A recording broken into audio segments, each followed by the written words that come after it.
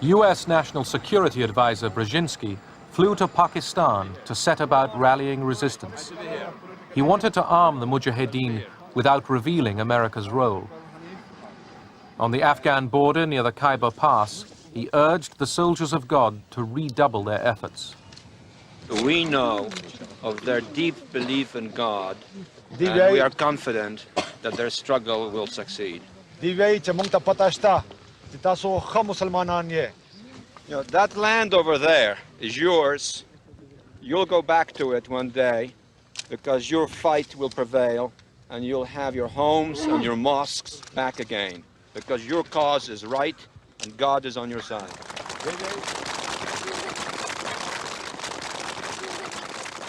The purpose of coordinating with the Pakistanis will be to make the Soviets bleed for as much and as long.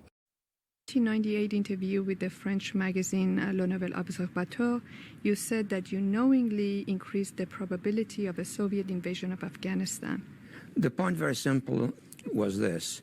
We knew the Soviets were already conducting operations in Afghanistan. We knew there was opposition in Afghanistan to the progressive effort which was being made by the Soviets to take over.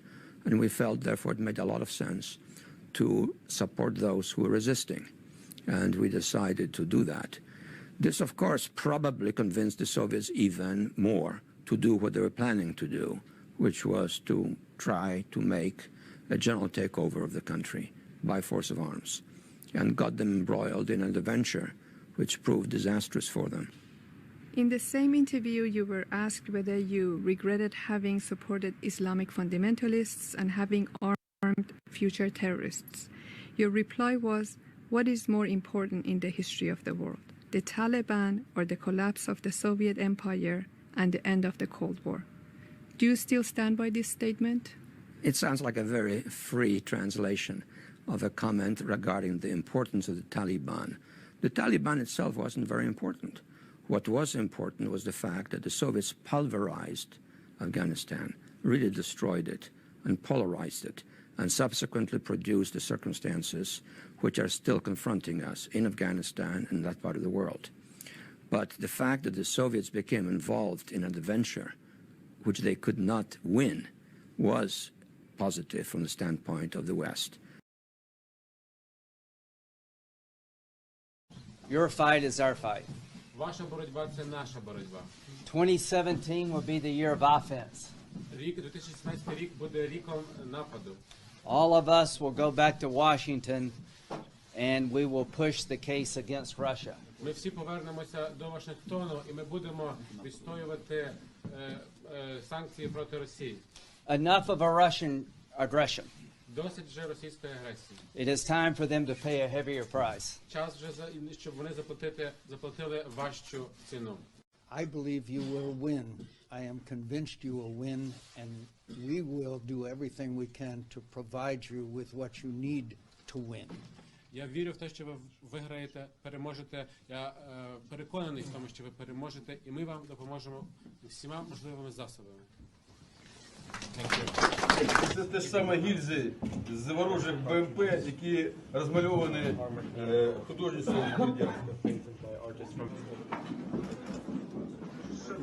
З Новим роком, дорогі мої!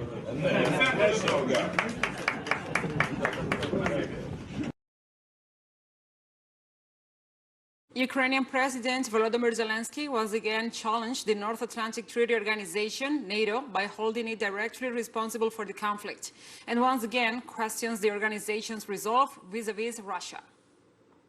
During an interview with CNN, the president claimed that NATO could prevent the conflict, which has already killed more than 900 civilians, if NATO accepted his country as a member of the beginning. Zelensky, who said he would have liked to receive guarantees for his country and reiterated that direct membership in the alliance will have prevented the confrontations, accused the organization's top leadership of not even having the courage to say openly that his country will never join the alliance. So far, the military bloc has publicly recognized Ukraine as a special partner, a stance that Zelensky revealed to be completely different in private.